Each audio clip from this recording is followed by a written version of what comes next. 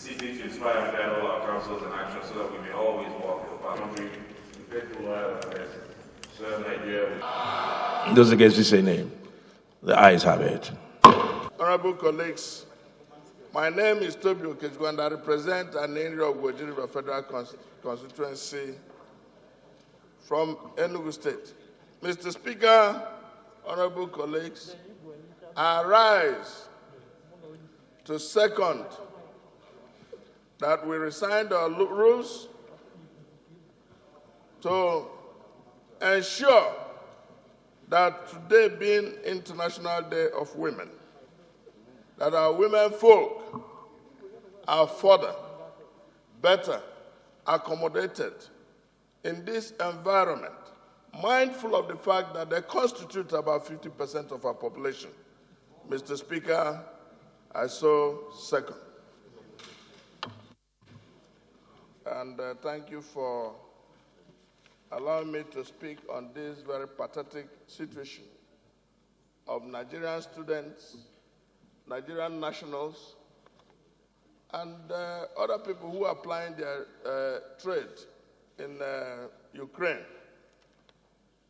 Mr. Speaker, honorable colleagues, the need for an immediate evacuation of our people, particularly students in Sumi, cannot be overemphasized. Mr. Speaker, honorable colleagues, each time you listen to the gory situation of Nigerian students being interviewed on Nigerian television, you cannot control your emotion. You know, these are people, these are students who went to study without having to imagine that they will be under this type of freezing sub-zero temperature. They are running out of supplies. And by practice and convention, countries who are at war, who have any war advantage, should ordinarily provide a corridor for people who are not combatants. And in this instance, students. So the need for the Russian Federation, the need for the government of Ukraine to provide a corridor for these people who are under the basements of walls, of hiding in bunkers, is very important. And Mr. Speaker, honorable colleagues, about 3 days ago, I had a brief with the chairman of Foreign Affairs. He told me on good authority, because he was there, as a representative of the House of Representatives. He was there, and there was a tripartite agreement as pushed by the House, the emissaries of the House, between the Russian Federation, between Ukraine, and between the United Nations. Mr. Speaker, as I am talking now, that agreement has been observed in breach.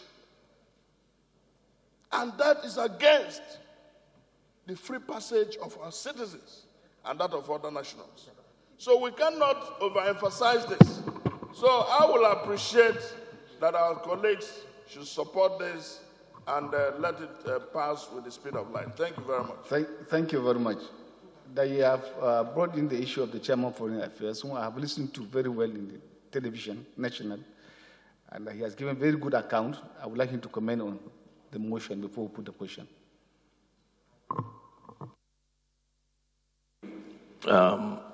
Touch on the procedure. Once we rescind these three clauses, and we'll take them again in the next few weeks, if we still at that point have a difference with the Senate, we will go for harmonization.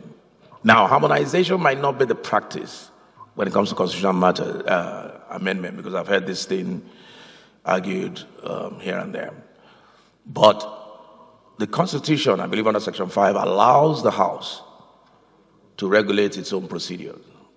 And we will be relying on the provision of the Constitution to harmonize the differences between us and the Senate. And hopefully this will go through. So I guess it's just to put the question now, correct? All right. Those in support of those three bills or decisions be rescinded, please say aye. Those against, please say nay. The ayes have it.